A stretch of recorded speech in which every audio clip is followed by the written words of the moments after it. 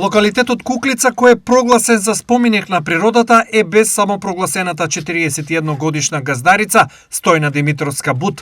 Таа е во притвор поради нелегална наплата и напад врз полицајци.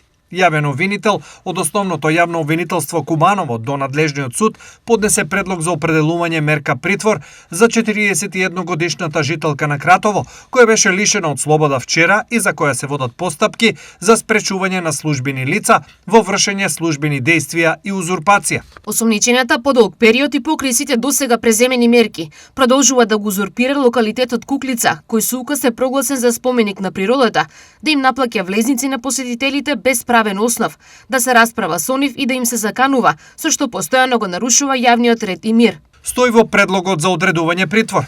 При последниот инцидент, осомничената физички ги нападнала и спречила полициските службеници кои се обиделе да ја легитимираат и приведат.